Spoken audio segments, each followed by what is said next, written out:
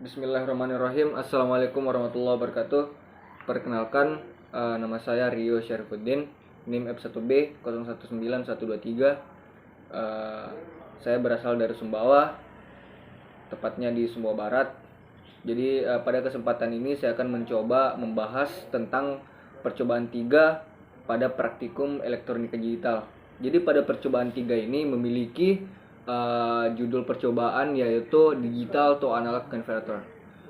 Nah, pada digital to analog converter ini pada saat praktikum alat dan bahan yang kami gunakan itu ada komputer, kabel jumper, dan unit train interface panel SO04 201 9S D atau A converter.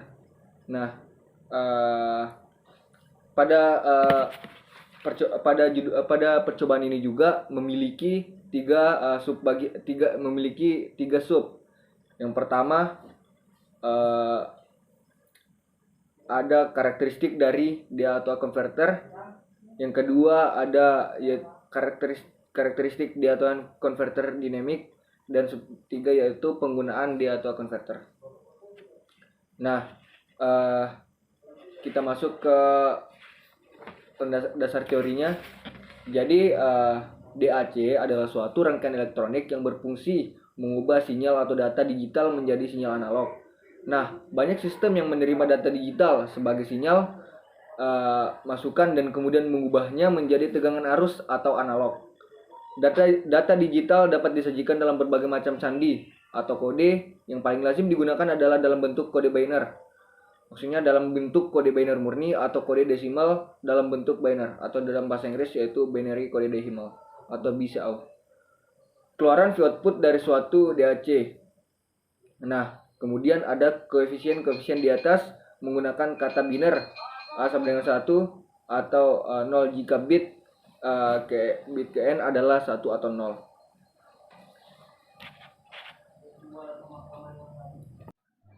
Rangkaian dasar DAC atau digital to analog converter terdapat dua tipe, yaitu binary weighted DAC dan R atau 2R ladder DAC.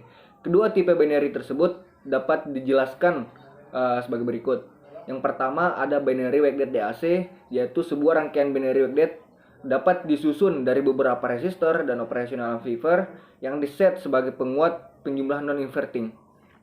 Yang kedua resistor 20 menggunakan arus yang dihasilkan dari penutupan switch D0 sampai D3. Resistor ini diberi skala nilai sedemikian rupa sehingga memenuhi bobot binary weighted dari arus yang selanjutnya akan dijumlahkan oleh penguat penjumlahan. Untuk R atau 2R ladder DAC yaitu metode lain dari konversi digital to analog adalah R2R ladder. Metode ini banyak digunakan dalam IL atau IL IC DAC. Pada rangkaian R.2R ladder hanya dua nilai resistor yang diperlukan, yang dapat diaplikasikan untuk IC DAC dengan resolusi 8 sampai 10 atau 12 bit. Rangkaian R2R dapat dilihat pada laporan-laporan yang sudah dituliskan. Untuk prinsip kerja dari rangkaian R atau 2R ladder adalah sebagai berikut, yaitu informasi digital 4 bit akan masuk ke switch D0 sampai D3. Switch ini mempunyai kondisi 1 sekitar 5 volt atau 0 sekitar 0 volt. Dengan pengaturan switch akan menyebabkan perubahan tegangan yang diberikan ke penguat penjumlah inverting sesuai dengan nilai equivalent binernya. Sebagai contoh, jika D0 sama dengan 0, D1 sama dengan 0, D2 sama dengan 0, dan D3 sama dengan 1, maka R1 akan paralel dengan R5 menghasilkan 10 kilo. Selanjutnya 10 kilo ini seri dengan R6 sama dengan 10 kilo menghasilkan 20 kilo. 20 kilo ini paralel dengan R2 menghasilkan 10 kilo, dan seterusnya sampai R7, R3, dan R8. Untuk selanjutnya kita akan masuk ke bagian analisa data. Jadi untuk analisa data ini ada 3 sub sesuai dengan sub percobaan yang tadi. Yang pertama ada karakteristik di auto converter. Nah, untuk mencari V referensinya yaitu sama dengan minus 2,56 volt, delta sama dengan 10 microvolt.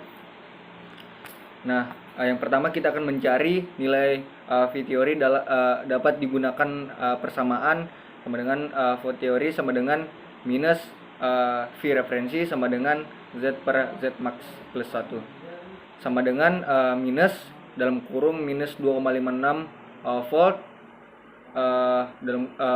delta per 255 plus 1 sama dengan 0. Nah, untuk mencari yang kedua yaitu selisih antara V teori dengan V aktual, yaitu V teori sama dengan minus V aktual sama dengan 0 minus 0 sama dengan 0. Untuk data selanjutnya dapat dilihat pada tabel yang sudah kami lampirkan di laporan. Nah, jadi pada tabel itu dapat kita analisa bahwa semakin besar nilai input yang kita berikan, maka nilai V teori yang didapatkan semakin besar juga. Begitu pula V aktual yang didapatkan juga semakin besar. Perbandingan antara V teori dan V aktual tidak begitu besar karena nilai selisih yang kecil, di mana nilai selisih terbesar adalah 0,03. Untuk selanjutnya di bagian 3.2 karakteristik D atau converter referring dynamic.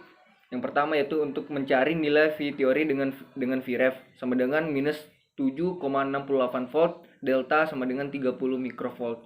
V teori sama dengan minus Vref, V referensi Z per Z max plus 1 sama dengan minus dalam kurung minus 7,68 delta 20 per 25 plus 1 sama dengan 0. Untuk yang kedua yaitu selisih antara V teori dengan V aktual sama dengan V teori minus V aktual 0 minus 0 sama dengan 0.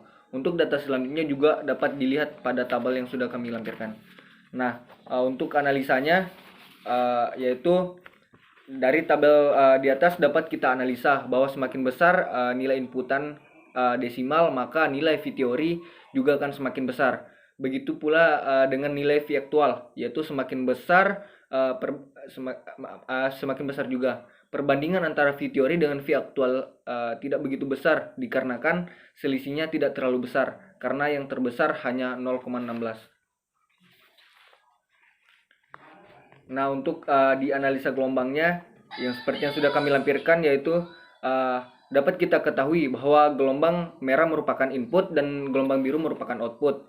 Nah, dapat dilihat juga penurun fase gelombang output seiring mengecilnya nilai Bainer yang diberikan. Seperti pada gambar gelombang dengan Bainer dalam kurung 255, 170, 85, dan 0, sehingga dapat kita ketahui bahwa gelombang output dipengaruhi oleh nilai bit yang diberikan. Semakin kecil nilai Bainernya, semakin kecil pula fase gelombang output yang dihasilkan. Nah, itulah penjelasan tentang analisa data untuk percobaan 3 ini. Nah, selanjutnya yaitu bisa kita simpulkan bahwa besarnya tegangan input yang diberikan akan mempengaruhi besarnya selisih antara V ukur dengan V hitung. Besarnya juga yang kedua juga besarnya tegangan referensi yang diberikan akan mempengaruhi besarnya V aktual yang didapatkan. Di mana semakin besar V referensi yang diberikan, maka semakin besar V aktual yang didapatkan. Terakhir, pada gelombang penggunaan di auto converter didapatkan bahwa semakin besar nilai bit atau desimal yang diberikan, maka semakin besar juga output yang dihasilkan.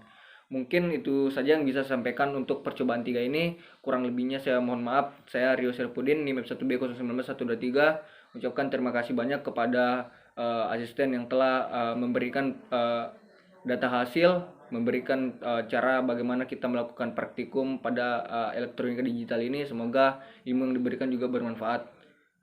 Cukup sekian. Wassalamualaikum warahmatullahi wabarakatuh.